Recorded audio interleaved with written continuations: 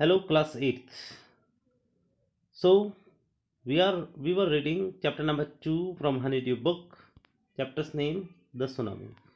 We have read the first part, and today we are going to finish this chapter by reading part number 2.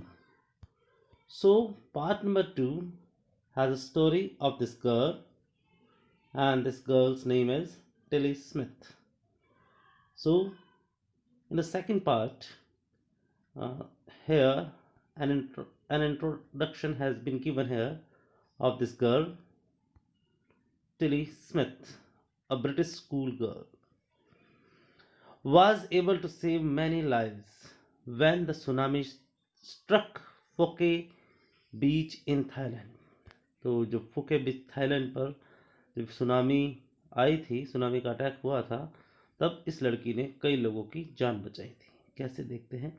Though she has won a number of awards, her parents have not allowed their daughter to be interviewed on television and made into a heroine.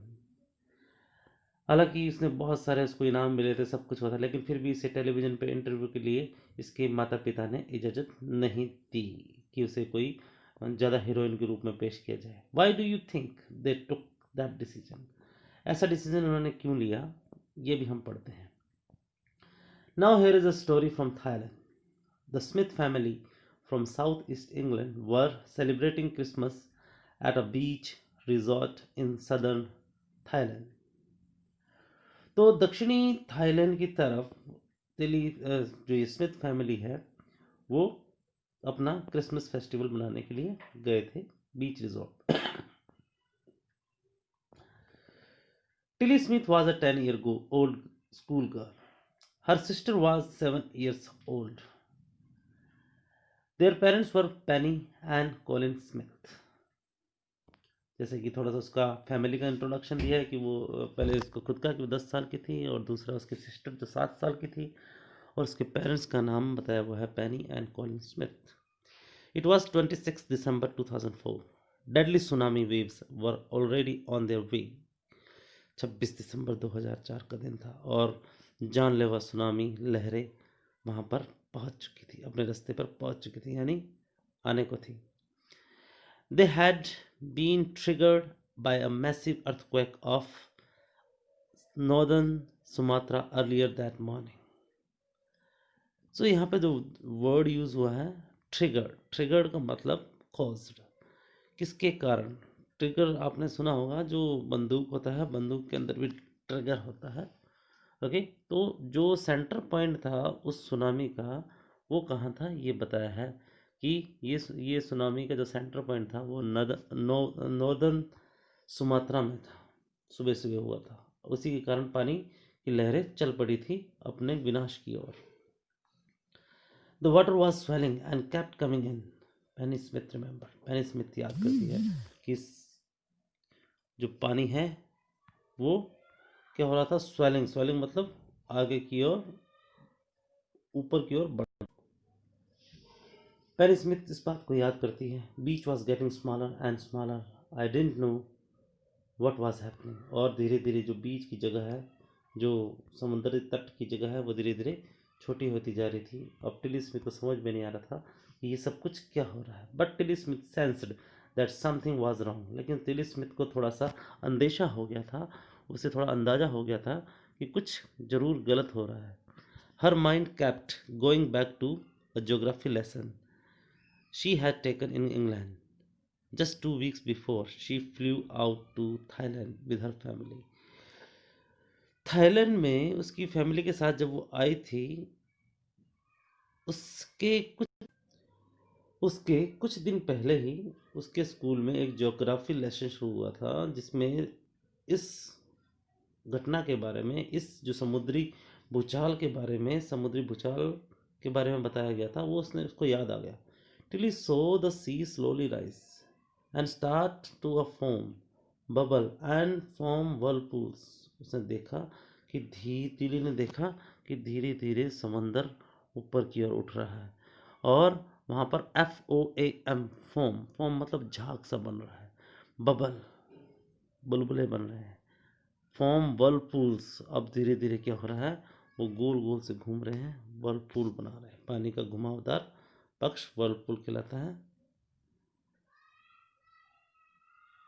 अब उन्हें इस बात पे पूरा यकीन, she remember that she had seen this in class in a video of a tsunami that had hit the Hawaiian island in 1946। पढ़ाते वक्त उनको एक वीडियो दिखाया गया था जिसमें सेम सिनेरियो, सेम सीन दिखाया गया था। हर geography teacher had shown her class the video and told them that tsunamis can be caused by earthquake, volcanoes and landslide। और उन्होंने इस बारे में बताया था कि सुनामी किस कारण होते हैं, भूकंप से होते हैं, ज्वालामुखी से होते हैं, या फिर कभी कभी लैंडस्लाइड से होते हैं। Tilly started to scream at her family to get off the beach. वो अपनी फैमिली को कहने लगी चलो यहाँ से बाहर चलिए। She talked about an earthquake under the sea. She got more and more hysterical. अब वो ज़्यादा से ज़्यादा बदहवास होने लगी। हिस्टेरिकल वैन चिल्लाने लगी बदहवासी से, यानी बिना, ऐसा लग रहा था जैसे कि वो पागल सी होगी, इस तरीके से वो चिल्लाने लगी। She got more and more hysterical and said her mother Penney, I didn't know what a tsunami was but seeing my daughter so frightened. लेकिन उसने कहा कि मुझे सुनामी से कोई लेना देना नहीं था, सुनामी के बारे में मुझे पता ही नहीं था, लेकिन मेरी बच्ची इतनी डरी हुई थी, उसकी माँ ने कहा स्टील स्मिथ की, I thought something serious must be going on. उसको पता लगा कुछ न कुछ तो गड़बड़ है। Tilly's parents took her and her sister away from the beach. उसके माता पिता उसको और उसकी बहन को, दोनों को उस बीच से, समुद्री तट से दूर लगे। To the swimming pool at the hotel. A number of other tourist also left the beach with them. और बहुत सारे लोग उनके साथ ही वहाँ से निकलने लगे। Then it was as if the entire sea had come out after them. और फिर ऐसा लगा कि पूरा का पूरा समंदर उनके पीछे पीछे आ गया। I was screaming run. वो चिल्ला रही थी, टिली की मम्मी, कि भागो। The family took refuge in the third floor of the hotel.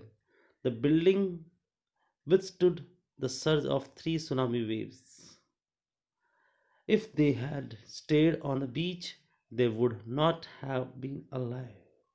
उसने कहा कि वो फटाफट उन्होंने रिफ्यूज़, मतलब उन्होंने शरण ली तीसरी मंजिल पर एक होटल में, और उस बिल्डिंग जो उसके साथ में, जैसे ही वो बिल्डिंग के पास आई तो पानी का बहाव उन्होंने देखा वहाँ से, और अगर वो बीच पे रह जाते तो शायद वो अभी जिंदा नहीं होते।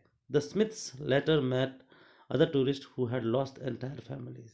फिर स्मिथ्स की फैमिली ने, उन्होंने बाकी लोगों को भी देखा और जो अपने परिवार वालों को खो चुके थे।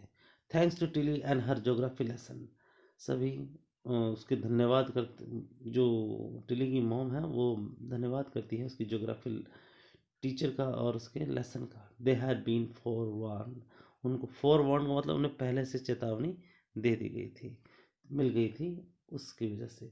दे went back to her school in England and told her classmates her terrifying tell.